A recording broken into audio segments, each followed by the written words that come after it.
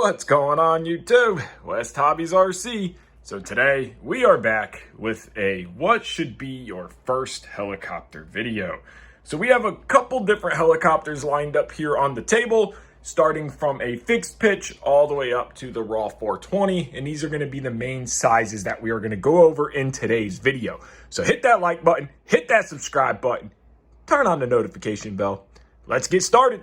So when choosing your first helicopter, if you're just getting into the hobby, you're going to get overwhelmed. There is so many different brands. There's different sizes. Everybody has an opinion on which one you should buy. Buy this one, buy this one, buy that one. And it can get very confusing. But the first thing you need to look at is something that is beginner friendly. So I would highly recommend, if you are just getting into the hobby, you've never flown a helicopter, or maybe you just want something that can teach you better forward flight, look at this Firefox C129. It is a fixed pitch helicopter, so it will not fly inverted. You only have throttle, which is 4 channels. You have throttle, forward, back, left, right, and yaw left and right on the tail. It is a fully brushed helicopter, gear driven, brushed tail motor, 1-cell lipo, very inexpensive helicopter. I mean, crazily inexpensive. It flies very well, surprisingly well, actually, and it can take a beating. It's very strong. It can be crashed. You don't have to worry about parts cost. When you do break it, it is very inexpensive dollars to fix it. Very great little helicopter. Will teach you how to hover, forward, backwards, left, right. It'll teach you all the basic controls that you can then move on to a different size helicopter.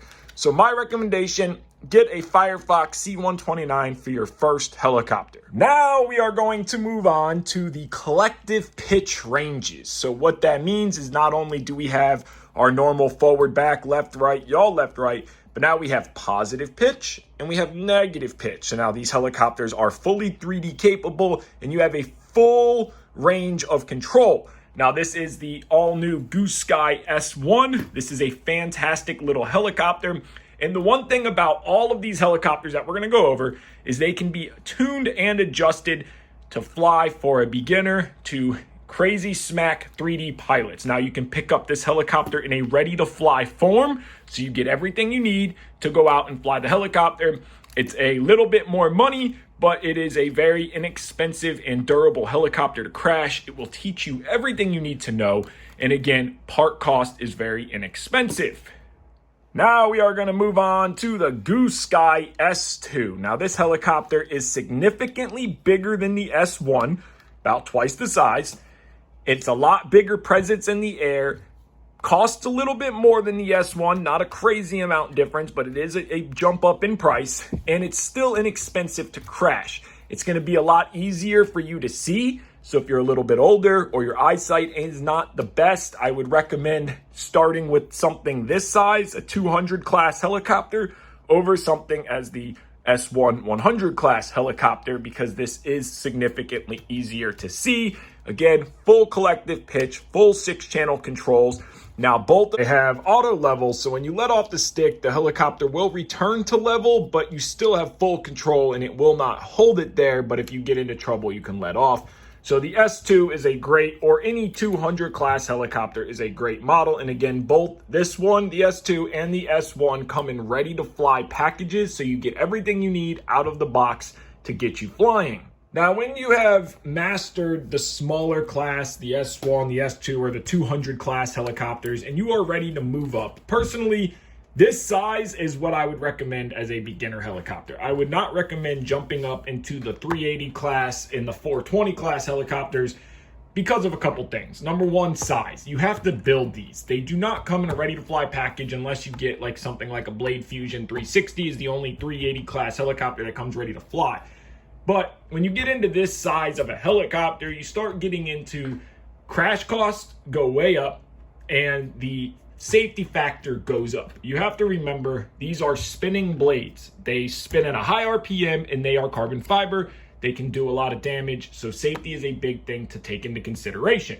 But when you have mastered the smaller class helicopters and you are ready to move up, you have a couple different options. You have the Align T-Rex 470, which is again a 380 class with a traditional motor, awesome helicopter, and Align gives you everything you need in the box. You just have to build it. You get all your electronics, and Align crash costs are still really cheap, but it is an older design with a traditional boom with boom supports. So it's still a good helicopter, great flyer. But if you want to move up to a better class helicopter, the Goose Sky RS4 is a plug and play, which means that you get everything you need, including a battery, the flybarless unit, all your servos for one price. Now you still have to build it. It is a kit, even though it says plug and play.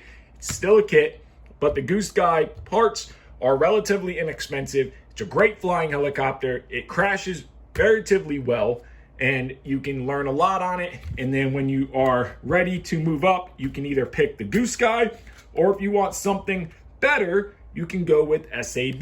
The Raw 420 is a great helicopter, still in that 420 class, has a big presence in the air, but not overly big. And the only thing you need to take into consideration is crash costs. That's one thing on all these helicopters that need to be taken into consideration is the cost of your crash.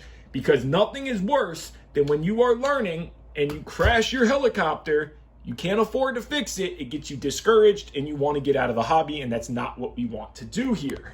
And of course, there is always a GPS equipped helicopter like this YX F180 V2. This is a GPS equipped helicopter, so it will hover on its own and it can do its own forward flights. Now, there's a lot of controversy about if you should use GPS or not. My opinion, if you are somebody that is serious about getting into 3D, getting into flying precision, stay away from GPS. Get yourself a 200 class or the 380 class helicopter and learn that way. Now, you still have auto level on these machines because of the flybarless units, but you don't have, and you have rescue on something like this with an Icon or any other FBL unit. Now, with the GPS units, this is a basically flying helicopter. It flies a lot like a quadcopter or a GPS drone, but in a helicopter form.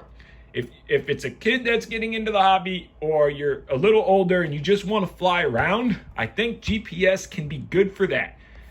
It will help you get flying, help you get out of the crashing and get more into the flying and enjoying the hobby. Because at the end of the day, that's what all these helicopters are for, is to enjoy them, get into the hobby, become a better pilot. GPS has its place, and there's multiple different sizes. This is a 200 class, there's a 450 class, and then there's bigger. You can build your own with the GPS unit. Great helicopter if used properly, but I would recommend starting with something more along the non-GPS range. Or if you don't want to progress really, you just want to be a sport flyer, maybe you're an airplane guy that just wants to fly helicopters, recommend looking into a GPS equipped helicopter. Now let's talk about a bigger helicopter. This is a Goblin Raw 580, traditionally a 600 class helicopter. I would highly recommend staying away from this size of a helicopter. There is a massive difference in size between a 200 class and a 580 size. I mean, a massive difference. There's a couple reasons why I say stay away from this size helicopter and bigger. The biggest thing is safety. If you have never flown a helicopter of this size, it's very intimidating. These are very dangerous machines and they can do a lot of damage and worse. When you're jumping up from this size, I would recommend jumping up to the 420 class, 380 class, and then jumping up to this size. The second biggest factor why I say stay away from that size helicopter, you will hear bigger flies better. And that used to be true in the old flybar days. But with flybarless units, the GPSs or the FBL units that we have, not GPSs, you can make this size helicopter fly like this one. The second thing, crash cost. When you crash this size of a helicopter, you are going to be hurting. It's one set of blades costs almost what this size helicopter is. You can buy almost once on a 700, you can buy a 700 set of blades for almost what you buy an S1 for. Of course, it's a little exaggerating, but you get my point. The canopy cost on this helicopter alone, you could buy all the parts to rebuild this helicopter multiple times. So the biggest thing when you crash a helicopter, not being able to get the parts or afford the parts can be very discouraging. So make sure no matter what helicopter you go with, no matter where you are around the world, you know that you can get parts. because that is another step. If you buy a helicopter you can't get parts for, it is useless. That helicopter is useless. You can't do nothing with it.